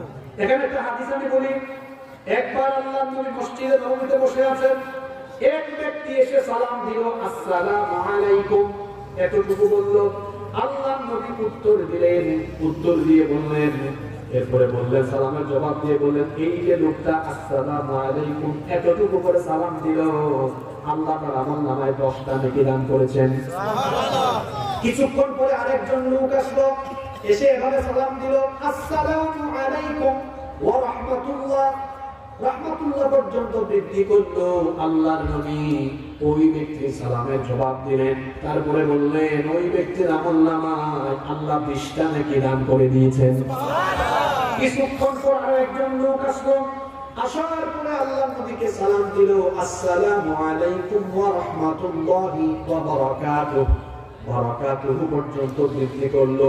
আল্লাহর নবী সালামের জবাব দিয়ে বললেন, এই লোকটার আমলনামায় আল্লাহ 30টা নেকি দান করে দিয়েছে। বলে আসসালামু আলাইকুম এতটুকু বলে সালাম দিলে আমার নামাই নাকি কত, রহমাতুল্লাহ পর্যন্ত বাড়ালে নাকি কত, আর বারাকাতুহু পর্যন্ত বাড়ালে নাকি কত। সালামে নাকি আছে, অনেকে আছে দেখা হলে হাই এই, এগুলোতে কোনো সালাম আছে? দেখা হলে বলে গুড মর্নিং। এক ব্যক্তি সকালবেলা তার বউয়ের সাথে ঝগড়া করছে, মন খারাপ, বসে আছে এরকম, একজনকে বলে গুড মর্নিং, তো আমার কাছে আর কান বরাবর ঠাপ্পা যে গুড মর্নিং আমার জন্য ব্যাড মর্নিং। যতই মন খারাপ থাকুক, এক ব্যক্তি বাপ মারা গিয়েছে, কে বলেন হাই, মেজাজটা কেমন লাগে বলেন তো? কিন্তু যে অবস্থায় থাকুক গিয়ে সালাম দেন, দেখবেন সেও বলবে ওয়া আলাইকুম আসসালাম ওয়া রাহমাতুল্লাহি ওয়া বারাকাতুহু। সালামের মধ্যে বরকতের দোয়া আছে। তো সালামের এই অর্থটা কি? তোমার উপরে আল্লাহর রহমত, বরকত, শান্তি নাযিল হোক। সুবহানাল্লাহ। আর সেও জবাব দেয়, ভাই আমিও দোয়া করতেছি ওয়া আলাইকুম আসসালাম ওয়া রাহমাতুল্লাহি ওয়া বারাকাতুহু। তোমার উপরে আল্লাহর রহমত, বরকত, শান্তি নাযিল হোক। সুবহানাল্লাহ। তবে এই সালাম দেওয়ার সময় আপনারা সঠিকভাবে সালাম দিন, কারণ আমার দেশে সালাম ঠিক না। অনেকে আছে রাজনীতি করে সালামটা শুদ্ধ করে দিতে পারে না। সালাম আলাইকুম, সালাম আলাইকুম, সালাম আলাইকুম বলে না। আমি এক মাহফিলে আছি, আমার আগে প্রধান অতিথি বক্তব্য দিচ্ছে, সালাম আলাইকুম। আমি বললাম ভাই থামেন, আপনি কি দিলেন? তো সালাম। আমি বললাম না, আপনি মানুষকে মরার জন্য বলতেছেন। আরবিতে সাম শব্দের অর্থ হলো মৃত্যু। আসসালামু আলাইকুম, তোমার উপর শান্তি বর্ষিত হোক। আর সালাম আলাইকুম মানে তুই মরি যা। তুই কি এখন কথা বলা যাবে? আমার মহিলারা বলে আসসালামু আলাইকুম। আরে বাপ রে বাপ, আরো আপডেট আসসালামু আলাইকুম। তো সালাম তো এভাবে হয় না। দেখি ঝিনাইদহের মানুষ, আপনারা সবাই শুদ্ধ করে আমাকে একটা সালাম দেন।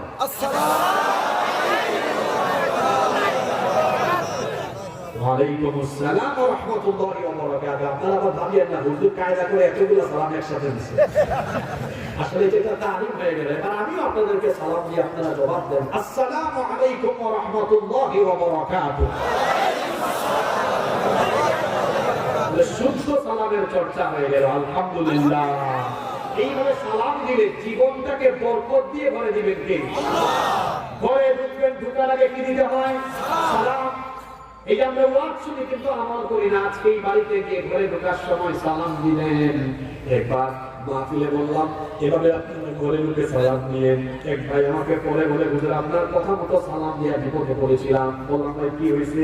আমি বাড়িতে গিয়ে যখন দরজায় নক করলাম, আমার বউ দরজা করলো, বললাম আসসালামু আলাইকুম। বউ উত্তর দেয় না, ওই নতুন ঢং শিখছো নাকি? মানে নারীরা ভাবছে সালাম তো আমি দিব, আমার হাজবেন্ড কেন আমাকে দিবে না? ঘরে ঢোকার সময় সালাম দেওয়া, সালাম দিতে হবে। এই আদব আমাদেরকে সরাসরি যিনি শিখিয়েছেন, গলার আওয়াজ বড় করে বলেন তিনি কে? কোরআন কারীমের 24 নম্বর সূরা, সূরা আন-নিসা এর 61 নম্বর আয়াতের শেষাংশে আল্লাহ বলছেন, ফাইদা দাখালতুম বুয়ুতান ফাসাল্লিমু আলা আনফুসিকুম তাহিয়াতাম মিন ইনদিল্লাহি মুবারাকাতান তাইয়্যিবা। আল্লাহ তাআলা বলেছেন যখন তোমরা ঘরে প্রবেশ করবে তখন তোমরা আল্লাহর তরফ থেকে পাওয়া মুবারকপূর্ণ বরকতময় পবিত্র অভিবাদন অর্থাৎ সালাম দিয়ে প্রবেশ করো। নবীজির খাদেম আনাস ইবনে মালিক রাদিয়াল্লাহু আনহু নবীজি বললেন, ইয়া বুনাই, হে বৎস শোনো, ইদা দাখালতা আলা আহলি বাইতিকা ফাসাল্লিম ইয়াকুম বারাকাতুন আলাইকা ওয়া আলা আহলি বাইতিকা। আল্লাহর নবী বলেন, আনাস তুমি যখন ঘরে ঢুকবে সালাম দিয়ে ঘরে ঢুকবে। সালাম দিয়ে ঘরে ঢুকলে তোমার আর তোমার ঘরে সবার উপরে যিনি বরকত নাযিল করবেন তিনি কে? ঘরে ঢোকার সময় কি দিবেন? সালাম। হুজুর আমার ঘরে কেউ নেই, তাও সালাম দিব। দিবেন, কারণ ফেরেশতা আছে না? এরপরে আপনার বাড়ি ছাড়া অন্য কারো বাড়িতে যদি ঢুকেন, সেখানেও ঢুকার আগে অনুমতি নিয়ে সালাম দেওয়ার দরকার আছে না নাই? এটা আল্লাহ শিখিয়েছে কোরআন কারীমের 24 নম্বর সূরা, সূরা নূরের 27 নম্বর আয়াতে আল্লাহ বলছেন, ইয়া আইয়ুহাল্লাযীনা আমানু লা তাদখুলু বুয়ুতান গায়রা বুয়ুতিকুম হাত্তা তাস্তানিসু ওয়া তুসাল্লিমু আলা আহলিহা ইলা আখিরিল আয়াত। আল্লাহ তাআলা বলছেন, হে ঈমানদারেরা, তোমরা নিজেদের ঘর ছাড়া অন্য কারো ঘরে ঢুকবে না ততক্ষণ, অনুমতি নিবে না যতক্ষণ, অনুমতি পাওয়ার পরে সালাম দিয়ে তারপরে ঘরে ঢুকতে হবে। এই আদব শিখিয়েছেন কে? কি অভ্যাস সবাই বলেন তো? আল্লাহ তৌফিক দেন, বলেন আমিন। 6 নাম্বার খুব গুরুত্বপূর্ণ কথা, এখন শুরু হলো, ভালো করে শুনেন।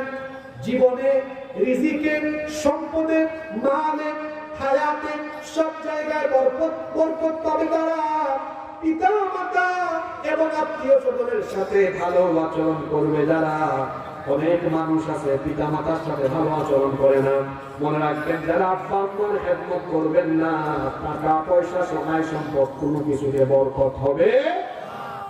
বুখারীর বর্ণনায় হাদিস এসেছে, عن أنس بن مالك رضي الله عنه قال سمعت رسول الله محمد صلى الله عليه وسلم يقول আনাস ইবনে মালিক রাদিয়াল্লাহু আনহু হাদিসের বর্ণনাকারী সাহাবী, তিনি বলছেন, আল্লাহর নবীকে আমি বলতে শুনেছি, আল্লাহর নবী বলেছেন, মান সাররাহু আইয়াবসুতা লাহু ফি রিজকিহি আও ইয়ামসাআলাহু ফি আতারিহি ফালইয়াসিল রাহিমা।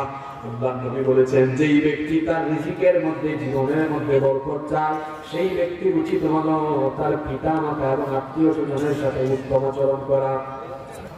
একবার এক এলাকায় একটা ঘটনা ঘটলো। এক বাপ মায়ের তিন ছেলে বসেছে ঘরের বৈঠকে। ঘটনাটা মন দিয়ে শোনেন। বড় ছেলে বলতেছে, আমরা তো 3 ভাই, আমাদের আব্বা আম্মাকে আমরা মাসে কই দিন খাওয়াবো, চলো আমরা একটা সিদ্ধান্ত নেই। বড় ছেলে বলতেছে, চলো আমরা মাসে 10 দিন করে ভাগ করে 3 মাসে 30। মেয়ে ছেলে বলতেছে, না 10 দিন না, 1 মাস করে ভাগ করি, এক এরকম করে খাওয়া। ছোট ছেলে বলতেছে, ভাই যদি আপনাদের অনুমতি থাকে 10 দিন করে ভাগ করার দরকার নাই, 1 মাস করে ভাগ করার দরকার নাই, বরং সব সময় আমার আব্বা আম্মাকে আমার কাছে দাও, আমি খাওয়াবো। বাকি 2 ভাই চিন্তা করতেন, ভালো হয়েছে, আমাদের ঘরে খরচ কম। 2 ভাই বললো, ভাই ঠিক আছে, আমরা খুশি। এক ব্যক্তি এসে ছোট ছেলেকে জিজ্ঞেস করলো, ভাই তুমিও তো ব্যাককল কেন এই প্রশ্ন কেন করেছো? তুমি তোমার ভাইদেরকে দায়িত্ব না নিয়ে একাই যে তোমার বাপ মায়ের দায়িত্ব নিলা, এখন দুজনকে যদি খাওয়া, তোমার তো পয়সা খরচ হবে বেশি, ভাগ করলে তো একটু বাঁচতা, তুমি তোমার একটু খরচ কমতো। তাই আমি ব্যাককল না, আমার ভাই 2টা ব্যাককল, আপনিও ব্যাককল। মানে বুঝলাম না, এই জন্য আমার 2 ভাই আর আপনাকে আমি ব্যাককল বললাম। আমি আজকে এত বড় হয়েছে, আমার মা বাবা আমাকে জন্ম দিয়েছে। আমি যখন ছোট ছিলাম, আমার মা আমার বাবা আমাকে ভাগ করে নাই। 2 জনে এত আদর, স্নেহ, মমতা, ভালোবাসা নিয়ে লালন পালন করেছে। এখন আমার মা বাবা বুড়ি মানুষ, আমি বড় হয়েছি। আমি যদি আজকে আমার উপার্জিত পয়সা থেকে আমার মা বাপকে খাওয়া, আমার সম্পদ কমবে না। যদি আমার মা বাপকে খাওয়ানোর পরে আমার মা বাপ খুশি হয়ে দোয়া করা লাগবে না, যদি একটা মুচকি হাসি শুধু মারতে পারে, আল্লাহর আরশ আমার উপরে খুশি হয়ে যাবে। আল্লাহর আরশ যদি আমার উপরে খুশি হয়ে যায়, আমার জীবনে সম্পদের কোনো অভাব থাকবে না। আসল ব্যাককল হলো সে মা বাপকে দূরে রাখে, যে প্রকৃত আকল বলা সে মা বাপকে কাছে রেখে, মা বাপকে খাওয়াইয়া, চিকিৎসা করাইয়া, মা বাপের খেদমত করে দেয়। কথা কি বোঝা গেল? যুবক ভাইয়েরা, ঘরের মধ্যে মা বাপ আছে মানে বুঝবেন আপনার বরকত এখনো আছে। মা বাপকে ভাগ করবেন না। ইয়াসআলুনাকা মাযা ইউনফিকুন, আল্লাহ কোরআনে বলেছে, ও নবী, মানুষ আপনাকে জিজ্ঞেস করছে তারা কোন পথে খরচ করবে, আপনি বলে দেন খালিল ওয়ালিদাইন, খরচের লিস্টে যেন মানুষ 1 নম্বরে তার মা বাবাকে রাখে। 1 নম্বর লিস্টে রাখতে হবে কাকে? মা বাবাকে। আরো জোরে বলেন কাকে? এই মা বাপ সম্পর্কে আল্লাহ নবী বলেছেন, হুমা জান্নাতুকা আও হুমা নারুকা, পিতা মাতা তোমার জান্নাত অথবা পিতা মাতা তোমার জন্য জাহান্নাম। অর্থাৎ মা বাপকে খুশি করলে আল্লাহর জান্নাত পাওয়া যায়, মা বাপ বেজার হয়ে গেলে জান্নাত নসিব হবে না, জাহান্নামে যাওয়া লাগবে। বলেছেন কে? আল্লাহ। খবরদার, পিতা মাতার খেদমত ছাড়বেন না, জীবনে বরকত পাবেন, টাকা পয়সার অভাব হবে না। আপনি মা বাবার পায়ের কাছে পড়ে থাকবেন, গোটা দুনিয়া আপনার পায়ের তলায় ফেলে দিবেন। মা বাবাকে খুশি করবেন। পৃথিবীতে যারা সফল হয়েছেন, বড় হয়েছেন, মা বাবার দোয়া নিয়েছেন। আমার তো বাবা নাই, মা আছেন, আমি এখনো প্রতিদিন ফোনেও দোয়া চাই। এই যে আজকে আপনাদের এখানে আসতেছিলাম, আপনাদের এখানে আসার পরে টুকটাক আসার পরে ফোন দিলাম, বললাম আপনার একটু দোয়া করেন। বাড়িতে গেলেও মাথাটা আগায় দিয়ে আমরা একটা ফুল দেন, দোয়া করেন। আম্মা হাসে বলেন, তুমি তো কোরআনের ছাত্র, আলেম বানিয়েছি, তোমাকে আমি কি ফুল দিব? আমি বললাম, আপনি কিছু পারেন আর না পারেন, শুধু বিসমিল্লাহ বলে ফু মারেন, কারণ কোনো কিছু করার চাইতো আপনার ফুটা আমার জন্য অনেক দামি। ঠিক না বেশি? এই জন্য বেশি বেশি আব্বা আম্মার দোয়া নিবেন। মা বাবার দোয়া যারা পাবে, দুনিয়া আখিরাতে তারা সফল হয়ে যাবে। আরেকটা বিষয় হলো আত্মীয় স্বজন। আল্লাহর নবী বলেছেন, আত্মীয়তার সম্পর্ক যারা ছিন্ন করবে, আল্লাহ তাদের সাথে সম্পর্ক ছিন্ন করবেন। অনেক মানুষ আছে রিওয়াজ শুনতে আসছে, কিন্তু চাচা চাচি, দাদা দাদি, নানা নানি, খালা খালু, আত্মীয় স্বজনের সাথে ফুফাফু, কারোর সাথে সম্পর্ক নাই। আত্মীয়তার সম্পর্ক ছিন্ন করবে যারা, এদের সাথে আল্লাহ সম্পর্ক ছিন্ন করবেন। জীবনে যদি টাকা পয়সায়, উপার্জনে, রিজিকে, হায়াতে, ব্যবসা বাণিজ্যে, সব জায়গায় যদি বরকত চান, আব্বা আম্মা এবং আত্মীয় স্বজনের সাথে সুন্দর আচরণ করবেন। তাতে করে আপনার জীবনকে বরকত দিয়ে যিনি ভরে দিবেন, জোরে বলেন তিনি কে? কষ্ট হচ্ছে আপনাদের? 7 নম্বর হলো জীবনে বরকত পাবে তারা সকালবেলা ঘুমাবে না যারা, সকালবেলার ঘুম বাদ দিবে যারা, জীবনে বরকত পাবে তারা। কিন্তু বেশিরভাগের অভ্যাস হলো সকালবেলা ঘুমায়, সকালবেলা ঘুমায়। ফজরের নামাজের পরে আর ঘুমাবেন না, কারণ 1500 বছর আগে আল্লাহর নবী এই দোয়াটা করে গিয়েছেন, আল্লাহুম্মা বারিক লি উম্মতি ফি বুকুরিহা। হে আল্লাহ, আমার উম্মতের মধ্যে যে সকল লোকেরা সকালবেলা কাজ আরম্ভ করবে, তাদের উপরে তুমি বরকত দিয়ে দিও। সুবহানাল্লাহ। যারা ছাত্র আছেন শুনেন, আমার ছোট ভাইরা আপনাদেরকে বলি যে সকালে 8টা পর্যন্ত ঘুমান, রাত জেগে পড়াশোনা করেন না, রাতে তাড়াতাড়ি ঘুমাবেন, সকালবেলা উঠে পড়বেন। বিজ্ঞানও তাই বলে, এই যে সারাদিন কাজ করার পরে ব্রেইন এইটা ক্লান্ত হয়ে পড়ে, একটা ঘুম দিয়ে উঠেন, ব্রেইন ফ্রেশ, ব্রেইন ফ্রেশ। এই ফ্রেশ ব্রেইনে যখন কিতাব হাতে নিয়ে পড়বেন, দেখবেন যেটা একবার করবেন শেষ, ইনস্টল, ডাউনলোড এবং ইনস্টল একসাথে হবে। সকালের পড়ায় বরকত আছে, সকালের কাজে বরকত আছে। এই জন্য রাসূলুল্লাহ এবং তার সাহাবীরা সকাল সকাল কাজ আরম্ভ করতেন। রাইসুল মুফাসসিরিন আব্দুল্লাহ ইবনে আব্বাস রাদিয়াল্লাহু আনহুমা একবার তার ছেলেকে দেখলেন সকালবেলা ঘুমাচ্ছে, তিনি তাকে বললেন, আতানামু ফিস-সাআহ আল্লাতী তুকাসসাম ফিহা আল-আরযাক। তুমি কি এমন সময় ঘুমিয়ে আছো যখন আল্লাহ রিজিক বন্টন করছেন? ওঠো ওঠো, আল্লাহ তো রিজিক দিয়ে দিচ্ছেন, আল্লাহ রিজিক অন্বেষণ করো। সুবহানাল্লাহ। রিজিকটা সকালবেলা ঘুম বাদ দেন। এখন যুবক ছেলেরা কি করে? তারা মোবাইল হাতে নিয়ে 3টা 4টা পর্যন্ত মোবাইলে তাহাজ্জুদ করে, ফজরের আগে দিয়ে ঘুমায়, সকালবেলা পুরো সকাল ঘুমায়, 12টা 1টা পর্যন্ত ঘুমায় না। রাতের বেলা তাড়াতাড়ি ঘুমায়, সকালবেলা ঘুমাবেন না। সকালবেলার এই সময়টাতে বরকত দেন কে? নাম্বার 8 নাম্বার, জীবনে বরকত পাবে তারা সর্বাবস্থায় আল্লাহর উপর তাওয়াক্কুল করে কাজ করে, যারা ভরসা করতে হবে কার উপরে? আল্লাহ তাআলা বলেন, ওয়া মান ইয়াতাওয়াক্কাল আলাল্লাহি ফাহুয়া হাসবুহু ইন্নাল্লাহা বালিগু আমরিহি ক্বাদ জাআলাল্লাহু লিকুল্লি শাইইন কাদরা। আল্লাহ তাআলা বলেন, যে ব্যক্তি আল্লাহর উপর ভরসা করবে তার জন্য আল্লাহ যথেষ্ট। অন্য একটা হাদিসে আল্লাহ নবী বলেছেন, লাউ আন্নাকুম কুনতুম তাওয়াক্কালুনা আলাল্লাহি হাক্কা তাওয়াক্কুলিহি লারুযিকতুম কামা তুরযাকুত তায়রু তাবদু খিমাসান ওয়া তারুহু বিতানান। আল্লাহ নবী বলেছেন, তোমরা যদি আল্লাহর উপরে ভরসা করো, পাখিকে আল্লাহ যেমন রিজিক দেন, এইভাবে আল্লাহ তোমাদেরকে রিজিক দান করবে। আচ্ছা বলেন তো, সকালবেলা যে পাখি বাসা থেকে বের হয়ে আকাশে ডানা ঝাপটায় ঝাপটায় উড়ায়, সে কি উড়ে বেড়ায়? এই যে সে উড়ে বেড়ায়, সে কি জানে কোথায় তার আজকের খাবার আছে? কথা বলে জানে? জানে? সকালবেলা যে বাসা তার পাখি থেকে বের হয়ে আকাশে ডানা ঝাপটায় আর উড়াবে, ও তো জানে না কোথায় তার খাবার আছে। কিন্তু কোনো পাখি না খাইয়া মরে না, দেখা যায় সন্ধ্যার আগে পেট ভরাইয়া তার বাসায় ফিরে আসেন কে? আল্লাহ। অনেকে আছে রিজিকের হয়ে, অনেক আলেমও আছে রিজিকের হয়ে মসজিদে চাকরি করে সত্য কথা বলে। অনেকে চাকরি করে গত বছর আলিয়া মাদ্রাসার সিলেবাস নিয়ে আমি যখন কথা বলেছিলাম অনেক আলিয়া মাদ্রাসার হুজুর আমার উপর খেপছে। আপনারা শুনছেন না বক্তব্যগুলো? অনেকে খেপছে। আমি তখন বললাম আপনারা কথা বলেন না কেন, চাকরি চলে যাবে তাই না? আমি তখন অনেক জায়গায় বলেছিলাম রাস্তায় একটা পাগল না খেয়া বলে না। আমি তো সারা দেশ সফর করে দেখবেন রাতের বেলা চলে দেখা যায় অনেক পাগল লোক রাস্তাঘাটে, ওকে না খেয়ে মরে? একটা পাগল তো না খেয়া মরে না। প্রত্যেকে রিজিক নিয়ে জন্মিয়েছে, রিজিক দিয়েছে। হ্যাঁ, আপনি রিজিকের জন্য সত্য কথা বলেন না, খবরদার আল্লাহর উপর ভরসা করবেন, রিজিকের ব্যবস্থা করে দেবেন কে? রাজ্জাককে ভয় করবেন, রিজিকের ব্যবস্থা এমনি হয়ে যাবে। আর রিজিকের পেছনে দৌড়াবেন, চিরকাল আপনি ফকির থাকবেন, গরিব থাকবেন। রাজ্জাকের ভয়ে রাজ্জাকের পথে চলবেন, রিজিক দিবেন রাজ্জাক।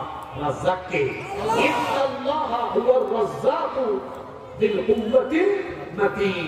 রিজিকের চাবিকাঠি তো আল্লাহর হাতে, তিনি রিজিক দেন, যাকে ইচ্ছা বাড়িয়ে দেন, যাকে ইচ্ছা কমায় দেন। এজন্য আল্লাহর উপর ভরসা করে জীবনে চলতে হবে, তাহলে জীবনটাকে বরকত দিয়ে ভরে দিবেন কে? নাম্বার 9 নম্বর, ইস্তেগফারের সাথে লেগে থাকবে যারা, আল্লাহর তরফ থেকে বরকতের অধিকারী হবে তারা। সুযোগ পেলেই করবেন, সময় পেলেই করবেন আস্তাগফিরুল্লাহ। বাক্যটা ছোট কিন্তু এটার ফজিলত এত বেশি। আল্লাহর নবী বলেছেন, কেউ যদি তার জীবনের গুনাহের জন্য লজ্জিত হয়ে এই আস্তাগফিরুল্লাহ ছোট্ট বাক্যটা পড়ে নেয়, তার আমলনামায় সমুদ্রের ফেনা পরিমাণ গুনাহ যদি থাকে আল্লাহ সব গুনাহ তার মাফ করে দেন। যখন কোন ব্যক্তিকে আল্লাহ মাফ করে দেন তখন ওই ব্যক্তির প্রতি আল্লাহর দয়া থাকে কম না বেশি। এই জন্য আল্লাহর নবী বলেছেন, মাল্লাযিনাল ইস্তিগফার, যেই ব্যক্তি ইস্তেগফারের সাথে লেগে থাকে, ইস্তেগফার পড়ে, জাআলাল্লাহু মিন কুল্লি যিকিন মাখরাজা। এক নম্বরে আল্লাহ ওই ব্যক্তির জীবনের সকল বিপদ আপদ দূর করে দেন।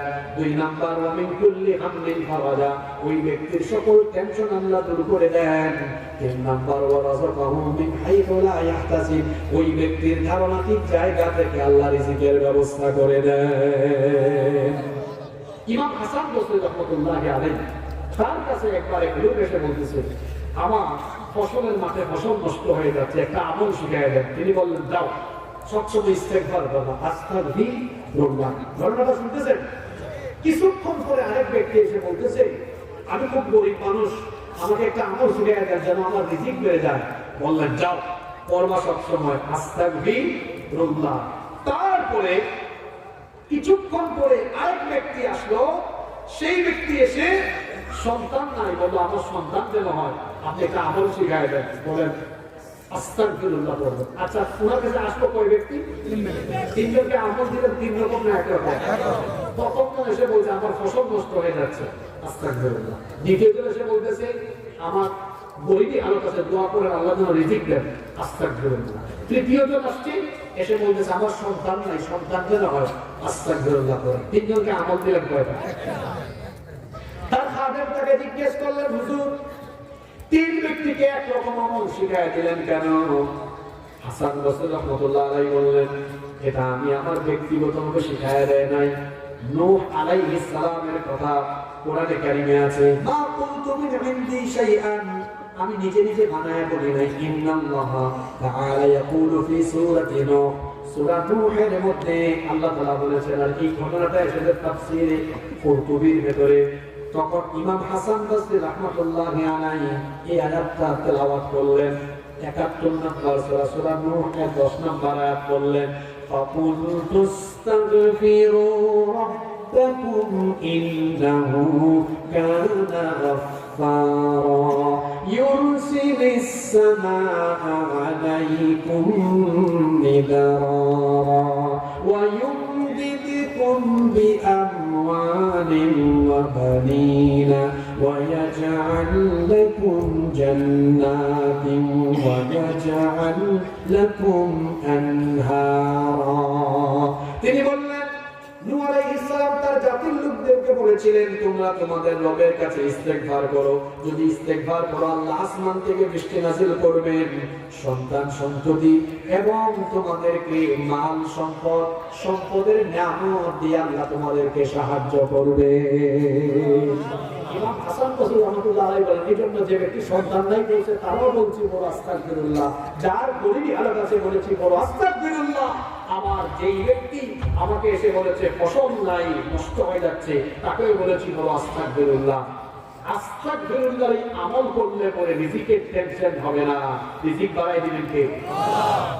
আমার রাসূল ডেইলি ইস্তেগফার করতেন আল্লাহর দরবারে কয়বার? মাশাআল্লাহ, এখান থেকে 2-3 জন জবাব দিয়েছেন। কতবার? না, 70 থেকে 100 বার। 70 থেকে। এবার আপনারা আমাকে বলেন, রাসূলের জীবনে কি কোনো গুনাহ আছে? গুনাহ নাই, কিন্তু তারপরে ইস্তেগফার 70 থেকে 100 বার। এবার আপনারা আমাকে বলেন, আমাদের জীবনে গুনাহ আছে না নাই? আছে। আপনারা ইস্তেগফার করেন কয়বার? একবারও না। হায় হায় হায়, আমাদের দেশে হবে সেই ছেলে কবে কথায় না বড় হয়ে ওয়াজটি শুনে যান, বেশি বকবক করেন না, কথা বলবেন কম, কাজ করবেন। আজ সিদ্ধান্ত নিন রাসূলের একটা সুন্নাতের উপর আমল করি না। আরে রাসূল তো বলেছেন, মান আহাব্বা সুন্নতি ফাকাদ আহাব্বানি, যে আমার সুন্নাতকে ভালোবাসে সেটা আমাকে ভালোবাসে, আর যে আমার সুন্নাতকে ভালোবাসে কানা মাই ফিল জান্নাহ, সে আমার সাথে এক জান্নাতে থাকবে। সুবহানাল্লাহ। রাসূলের এই সুন্নাত ডেইলি 70 থেকে 100 বার ইস্তেগফার করা আপনারা করতে পারবেন? ইনশাআল্লাহ। মানুষ লাভ ছাড়া কিছু করতে চায় না, ইস্তেগফারের একটা লাভ আছে, এই লাভটা কি বলবো? এবার শুনেন, ইস্তেগফার করলে পরে কি লাভ হয়? রব্বুল আলামিন সূরা আনফালের 33 নম্বর আয়াতে বলেছেন, ওয়া মা কানাল্লাহু মুআযিবাহুম ওয়া হুম ইস্তাগফিরুন। ইস্তেগফার মতো ব্যক্তির উপরে আল্লাহ আযাব দেন না। মুখ দিয়া সুবহানাল্লাহ তাও বের হয় না। আপনি কি বুঝছেন কথা এটা? ইস্তেগফার মতো ব্যক্তির উপরে আল্লাহ কখনো আযাব দেন না। এক বুজুর্গ ব্যক্তি গাড়িতে উঠেছেন। কিসে উঠেছেন? গাড়িতে উনি কিছুক্ষণ পর পর বলেন, আস্তাগফিরুল্লাহ আস্তাগফিরুল্লাহ আস্তাগফিরুল্লাহ। পাশে থাকা প্যাসেঞ্জার বলতেছে, ও হুজুর, আপনি কিছুক্ষণ পর পর আস্তাগফিরুল্লাহ বলেন। উনি ওই ব্যক্তির কথার জবাব নিজের ভাষায় না দিয়ে বললেন, তুমি কি সূরা আনফালের 33 নম্বর আয়াত জানো না? ওয়ামা কানাল্লাহু মুআযিবাহুম ওয়া হুম ইস্তাগফিরুন। ইস্তেগফাররত ব্যক্তিকে আল্লাহ আযাব দেন না, শাস্তি দেন না, বিপদে ফেলেন না। তুমি জানো না এখন আমরা গাড়িতে আছি, এই গাড়ি যে কোনো মুহূর্তে অ্যাক্সিডেন্ট করতে পারে। শুধু গাড়ি না, আমরা 24 ঘন্টায় রিস্কের ভেতরে আছি, প্যান্ডেল রিস্কের ভেতরে। এখানে কোনো আসমানি গজব জমিনি গজব আসতে পারে। দেখেন ভাই, কিছুদিন আগে আমেরিকা হলিউড লস অ্যাঞ্জেলেস দাবানলে শেষ হয়ে গিয়েছে। কত দরিদ্র ব্যক্তিরা সেখানে বসবাস করে, দাবানলে সব পুড়ে খায়। আপনি রাতের বেলা বাড়িতে ঘুমাবেন, একটা ভূমিকম্পে আপনার ঘর বাড়ি তছনছ হয়ে যেতে পারে। মোট কথা 24 ঘন্টা আমরা রিস্কের ভেতরে আছি না। এই বুজুর্গ ব্যক্তি বললেন, আমরা যে গাড়িতে আছি অ্যাক্সিডেন্ট করতে পারে। আমি শুধু গাড়িতে না, সব জায়গায় এই জায়গা থাকলে কিছুক্ষণ পর পর আস্তাগফিরুল্লাহ এই কারণে করি, কারণ আল্লাহ ওয়াদা করেছেন ইস্তেগফার করনেওয়ালা লোককে আমরা বিপদে ফেলবেন না। সুবহানাল্লাহ। এটা থেকে একটা আমল শিখে যান, যতক্ষণ আপনি জেগে থাকেন কিছুক্ষণ পর পর বলবেন কি? জোরে বলেন, কি বলবেন? পারবেন তো? ইনশাআল্লাহ। ইনশাআল্লাহ। 10 নম্বর, জীবনে বরকত পাবে তারা হালাল উপায়ে উপার্জন করবে, যারা হারামের ধারে কাছেও যাবেন না। হারামে কোনো আনন্দ পাওয়া যায় না। হারাম উপায়ে যারা পয়সা উপার্জন করে সম্পদ কামায়, এরা জীবনের মধ্যে কোনো বরকত পায় না, কারণ হারামের মধ্যে কোনো আরাম পাওয়া যায় না। আল্লাহর নবী বলেছেন, ইন্না হাদাল মালা হুল্লাহ, নিশ্চয়ই দুনিয়ার এই সম্পদ হলো বড় সুমিষ্ট সুস্বাদু। মান আখাযাহু বিহাক্কিহি ওয়া ওয়াদাহু ফি হাক্কিহি ফানি'মাল মা'ুন ফানি'মাল মা'ুনাতু হুয়া। আল্লাহর নবী বলেছেন, যে ব্যক্তি সৎ পথে সম্পদ আয় করে, সেই ব্যক্তি, যে ব্যক্তি সৎ পথে সম্পদ আয় করে, সৎ পথে ব্যয় করে, আল্লাহ ওই ব্যক্তিকে নিয়ামত দেন। ওয়া মান আখাযাহু বিগাইরি হাক্কিহি কানা আল্লাযী ইয়াকুলু ওয়া লা ইয়াশবা। আর যে ব্যক্তি অসৎ পথে সম্পদ উপার্জন করে, ওই ব্যক্তির তুলনা, উপমা, উদাহরণ হলো ওই ব্যক্তির মতো যেই ব্যক্তি খাবার খায় কিন্তু তার পেট ভরে না। বুঝছেন? আমাদের দেশে চোর আছে, একটা হলো অভাবের চোর আর একটা হলো স্বভাবের চোর। কথা বুঝেন না?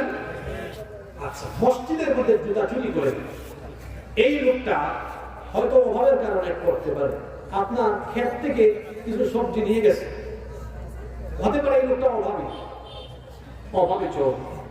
আপনারা বলেন তো, সরকারের কাছ থেকে বেতন পায় ৮০,০০০, ৯০,০০০ টাকা, এরপরেও কলমের পূজা প্রতি মাসে কোটি কোটি টাকা চুরি করে, এটা কি অভাবের চোর না স্বভাবের? আমার দেশে অভাবী চোরের সংখ্যা বেশি না স্বভাবের চোরের সংখ্যা বেশি? বলেন, এই স্বভাবের চোরেরা চুরি করতে করতে করতে করতে সম্পদের পাহাড় গড়েও এরা শান্তি পায় না, কারণ অবৈধ পথে হারাম পথে উপার্জনে এই সম্পদে হারামে কোনো আরাম থাকে। দেখেন নাই চোরের দল, স্বভাবের চোরেরা, যাদের স্বভাবই চুরি করা, চুরি করতে করতে সম্পদের পাহাড় করে এগুলা বুক করতে পারে নাই। দেখেন নাই আপনারা জুলাই আগস্টে সব ফেলে রেখে জামাতের সাথে চোরের মতো দেশ ছেড়ে পালিয়ে গিয়েছে। আপনি মনে রাখবেন, হারামে কোনো কি থাকে না। আমার দেশে অভাবের চোর কম, স্বভাবের চোর বেশি। এই স্বভাবের চোররাই দেশটাকে খাইল। সম্মানিত ভাইরা, তাহলে জীবনে বরকত পাবেন। হালাল পথে যতটুকু উপার্জন করে হালালে থাকেন, অল্প হলেও বরকত দিবেন কে? 11 নম্বর, ধন সম্পদ থাকলে, সামর্থ্য থাকলে পরে আল্লাহর পথে আপনি দান সদকা করবেন। সম্পদ আল্লাহর পথে দান সদকা করলে এই সম্পদ কমে না, বরং সম্পদ বাড়িয়ে দেন কে? আল্লাহর নবী বলেছেন, মা মিন ইয়াউমিন ইউসবিহুল ইবাদু ফীহি ইল্লা মালাকান ইয়ানজিলান। প্রত্যেকদিন সকালবেলা দুইজন ফেরেশতা অবতরণ করে, ফায়াকুলু আহাদুহুমা, একজন বলে, আল্লাহুম্মা আতি মুনফিকান খালাফা, হে আল্লাহ, যে ব্যক্তি তোমার পথে দান করে তার সম্পদ তুমি বাড়িয়ে দাও। সুবহানাল্লাহ। আরেক ফেরেশতা বলে, ওয়ায়াকুলুল আখার, আল্লাহুম্মা আতি মুমসিকান তালাফা, হে আল্লাহ, যে ব্যক্তি কৃপণ তার সম্পদ তুমি ধ্বংস করে দাও। এক ফেরেশতা বলে, আল্লাহ, তোমার পথে যারা দান করে বাড়ায়া দাও, আর যারা তোমার পথে দান করে না ওই কৃপণকে ধ্বংস করে দাও। হাদিসে কুদসিতে এসেছে, আল্লাহ তাআলা বলেছেন, আনফিক ইয়া ইবনা আদম মুনফিক আলাই, তুমি আল্লাহর পথে খরচ করো, তোমার পথে খরচ, অর্থাৎ তোমাকে যিনি সম্পদ বাড়িয়ে দিবেন তিনি কে? কিপটাদের সম্পদ বাড়ে না, বরং দানশীলদের সম্পদ বাড়িয়ে দেন কে? এই বছর যারা 5 লক্ষ টাকা দান করবে, দেখবেন পরের বছর তার সম্পদ এত বাড়বে যে আরো বেশি দান করতে পারবে, কারণ দানশীলদের সম্পদ কোনোদিনও কমে না। আল্লাহ কোরআনে বলেছেন, ইয়ামহাকুল্লাহু রিবা ওয়া ইউরবিস সাদাকা, সুদকে আল্লাহ নিশ্চিহ্ন করে না, সাদকার মাধ্যমে আল্লাহ সম্পদ বাড়িয়ে দেন। সুবহানাল্লাহ। 12 নম্বর, আল্লাহর তরফ থেকে বরকতময় জীবনের অধিকারী হবে তারা, সময়কে কাজে লাগাবে যারা, সময় নষ্ট করবে না যারা, সময়ের কাজ সময়ে করবে। মনে রাখবেন, টাকা গেলে টাকা পাওয়া যায়, সম্পদ গেলে সম্পদ পাওয়া যায়, কিন্তু সময় গেলে সময় আর পাওয়া যায়। আচ্ছা, 2015 সালে এই মধুহাটি, এই বড়বাড়ি এলাকার কোন ব্যক্তি যদি ব্যবসায় 10 লক্ষ টাকা লস করে 2025 সালে 50 লক্ষ টাকা লাভ করার সুযোগ আসতে পারে কি পারে না? কিন্তু আমার আপনার জীবন থেকে 2015, 16, 17, 18, 19, 20, 21, 22, 23, 24 যে বছর সময় চলে গেছে, আর কোনোদিন ফিরে পাবেন? তাহলে টাকা গেলে সম্পদ গেলে টাকাও পাওয়া যায়, সম্পদও পাওয়া যায়, সময় গেলে সময় পাওয়া যায়। সময়কে কাজে লাগিয়ে সম্পদশালী হওয়া যায়, কিন্তু সম্পদ দিয়ে জীবনের ফেলে আসা সময়কে ফিরিয়ে আনা যায়। সময়কে যারা কাজে লাগায় এদের জীবনে বরকত দেন কে? 13 নম্বর, যারা আল্লাহর তরফ থেকে নিয়ামত পাওয়ার পরে নিয়ামতের শুকরিয়া করে, আল্লাহ এদের সম্পদ কমান না, কোনো কিছুই কমান না, বাড়ায়া দেন কে? লা ইন শাকারতুম লা আযীদান্নাকুম ওয়া লা ইন কাফারতুম ইন্না আযাবি লাশাদীদ। যদি শুকরগুজারি জীবন যাপন করো, বাড়াই দিবেন কে? কিন্তু একটা সত্য কথা হলো, আমাদের কোনো শুকরগুজারি নাই। এক বেটার কাছে সাইকেল একটা আছে, রাস্তায় দেখে এই ধরনের 180 গাড়ি, হিরো দেখে, তো যদি এটা হইতো হিরো পাইছে, ওই দেখো ডিসকভার পালসার দেখা যায়, ওটা যদি হইতো পাইছে পালসার ডিসকভার, দেখছো যে এফজেড দেখা যায়, এফজেড পাইছে, এখানে যদি একটা এক্স করোলা গাড়ি হইতো, এক্স করোলা হইছে, তো এখানে যদি একটা এলিয়ন প্রিমিয়াম হইতো, এলিয়ন প্রিমিয়াম যদি হয়, এখন যদি একটা হ্যারিয়ার হইতো, ক্যারিয়ার হওয়ার পরে বলে এখন যদি একটা ল্যান্ড ক্রুজার হতো, ল্যান্ড ক্রুজার হলে বলে এখন যদি একটা BMW হতো। মানে এই বেটার চাহিদার কোনো কি নাই। বাড়ি একটা বানাইছিল বড় বাড়ি মধুয়াটা, যদি ঝিনাইদহ শহর একটা বাড়ি করতে পারতাম ওখানে হয়েছে। এখন যদি ঢাকার বনানী গুলশানে একটা বাড়ি হতো ওখানে হয়েছে। এখন যদি কানাডার বেগমপাড়াতে অথবা আমেরিকার নিউ ইয়র্ক হইতো, তার চাহিদার কোনো কি নাই। যত পায় আরো চায়, যত পায় আরো চায়। রাসূল বলেছেন এর চাহিদা শেষ হবে না ততক্ষণ। সাড়ে 3 হাত মাটির ভেতরে ঢুকবে না যতক্ষণ তার চাহিদা শেষ হবে না ততক্ষণ। কিন্তু কেউ যদি যতটুকু পাইছে বলে আলহামদুলিল্লাহ, আল্লাহর শুকরিয়া করে এই সম্পদের মধ্যে সুখ, শান্তি, আরাম, আয়েশ, সমৃদ্ধি দিয়ে দিবেন কে? আল্লাহ। কিন্তু আমরা অল্পে তুষ্ট হতে পারি না, অল্পে তুষ্ট হবেন, বরকত দিবেন কে? আল্লাহ। 14 শুনতেছেন তো মনোযোগ দিয়ে, আমাদের কুইজ পর্ব কিন্তু চলে আসতেছে, রেডি হবেন সবাই। 14 নাম্বার, জীবনে বরকত পাবে তারা উপযুক্ত সময়ে বিয়ে শাদী করবে। হ্যাঁ, যুবকরা ঠিক বলতেছে, মানে তাদের ওয়াজ চলে আসছে। আজকে আমি আপনাদের এলাকার একটা জিনিস দেখে আমার ভালো লাগছে। এই যে এখানে একজন ছেলে দেখুন, নুরুল্লাহ না নুরুদ্দিন, হ্যাঁ 24 বছর বয়স, বিয়ে করে ফেলেছে। যার মাধ্যমে আজকে দাওয়া রাতুল 22 বছর বয়স, আমার থেকে বয়সে অনেক ছোট, ওই যে বসে আছে 22 বছর, সন্তানের একটা আছে, আলহামদুলিল্লাহ বলে ছেলে একটা আছে। আল্লাহ ছেলেকে নেক হায়াত দান করেন। আমিন। আমি কেন ওনাদের দুজনের নাম বললাম শুনেন, জানি না কে কতদিন বাঁচবো, কিন্তু এই যে মনে করেন 22 বছরের রাতুল ভাই একটা ছেলে আছে, বয়স কত ছেলে? 2 বছর, মানে 20 বছরে কাম সারছে। তাই ওনার বয়স যখন 40, ওনার ছেলের বয়স 20। তার মানে উনি 40 বছরের চুল আধা পাকা হওয়ার আগে দেখা যাবে বাপ বেটা দুইজন কামাই করবে। ঠিক আছে না? আরেকজন বিয়ে করছে 35-এ, তার বয়স 50 হয়ে তার চুলার বয়স 20। এ নাতি নাতি দেখবে কিনা সন্দেহ আছে, কিন্তু এই যে 20 বছরে বিয়ে করলেন উনি, পুরা মাইয়া যদি আয়াত থাকে নাতি নাতি নাতি করে খন্তি খুন্তি তুলে নিয়ে, মানে এরা বুকের উপরে ফুলের মধ্যে পেশাব পায়খানা কইরা, আপনি আসবেন না। শোনেন, কোটি কোটি টাকার এসব মজা নাই, পুরা মাইয়া নাতি নাতি একটু ফুলের মধ্যে পেশাব পায়খানা করে যে মজা আছে, ঠিক না? এই জন্য তাড়াতাড়ি তাড়াতাড়ি বলতে আমার এমন তাড়াতাড়ি না যে পরে 5-6 বিয়ে করি। আমি বুঝিয়েছি উপযুক্ত বয়স, যে তার অন্তত পক্ষে তার বই চালানোর মতো মোটামুটি একটা যোগ্যতা আছে, এরকম উপযুক্ত বয়সে বিয়ে করে ফেলবেন।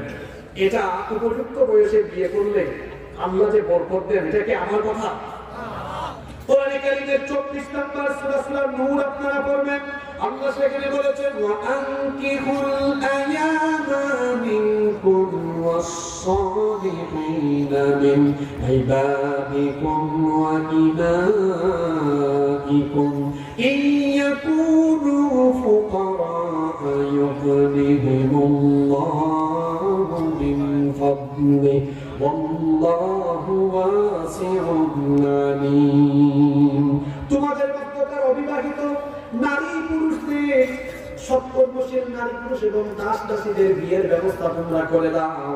জেনে রেখো, যদি তোমরা বিয়ে শাদী করো, অভাবী যদি হয়ে থাকো, তোমাদের অভাব দূর করে যিনি তোমাদেরকে অনুগ্রহ করবেন তিনি কে? সভাপতি সাহেব, আপনি কিছু মনে করেন না, এই যে আপনি এত বড় ব্যবসায়ী, এটা কি বিয়ের আগে হয়েছে না পরে হয়েছে? পরে। তারপরে এই যে এখানে আরো অনেক বিশিষ্ট ব্যক্তিবর্গ বসে আছে, মানুষ টাকাওয়ালা পয়সাওয়ালা সম্পদশালী হয়েছে বিয়ের আগে না পরে? এই যে একটা ছেলে বিয়ের প্রস্তাব দেয় আর কোন বাবা বলে, ও বাবা আমার মেয়ে বিয়ে করতে আসছে, তোমার গাড়ি আছে? গাড়ি আছে। যুবকদেরকে শিখাই দিচ্ছে, ওই চাচাকে জিজ্ঞেস করবেন, চাচা আমার বয়সে আপনার কয়টা বাড়ি আর কয়টা গাড়ি ছিল? চাচা ধরা খাবে। চাচা কি খাবে? 22, 24, 25 বছর বয়সে যার বাড়ি গাড়ি আছে, ওইটা টান না, এটা তার বাপ দাদা থেকে পাইছে, সবটার মতো উত্তরাধিকার সূত্রে পেয়েছে। বুঝতে পেরেছেন? অনেকে আছে বাপ দাদার পরিচয়ে চলে, তো এটা আমার বাপ থেকে পাওয়া বাড়ি, বাপ থেকে পাওয়া গাড়ি। বাপ দাদার পরিচয়ে কে চলে সে গাধা, আর যে নিজের পরিচয়ে চলে সে হলো শাহজাদা। মেয়েকে বিয়ে দিবেন শাহজাদার কাছে, 23-24 বছর বয়স, বাবা আমার মেয়েকে বিয়ে করতে আসছো, কত উপার্জন করো? চাচা বেশি না, 15-20 হাজার টাকা উপার্জন করি, 5 ওয়াক্ত নামাজ পড়ি, অসুবিধা নাই। না আমারও ছেলে হলে অল্প উপার্জন করে দেন না, উপার্জনটা আস্তে আস্তে বাড়বে, কারণ পরিবারের সদস্য বাড়লে দায়িত্বশীলতা বাড়ে, রিজিকও আস্তে আস্তে বাড়ে। রিজিকের জন্য কেউ কখনো মারা যায় না। এজন্য ছেলে মেয়ে বিয়ে শাদী দেওয়ার সময় চরিত্র দেখবেন, দিনদারিটা দেখবেন, সম্পদ নয়। তাড়াতাড়ি বিয়ে শাদী করলে, উপযুক্ত বয়সে বিয়ে করলে দেখবেন জীবনটা সুন্দর হয়। এই যে সকালবেলা, এটা আমি একটা মিসকিনরা বুঝবেন না, সকালবেলা যে বের হইলেন, পোশাকটা রেডি করে দিল কে? বউ। খাওয়াই দিল কে? বউ। যত্ন পাবেন কে? আর পাবেন একজন সফল পুরুষের পেছনে একজন সফল নারীর অবদান। এজন্য উপযুক্ত বয়সে বিয়ে করবেন। আপনারা ছেলে মেয়েকে উপযুক্ত বয়সে বিয়ে দিয়ে দিবেন, দেখবেন তাদের জীবনে বরকত দিবেন কে?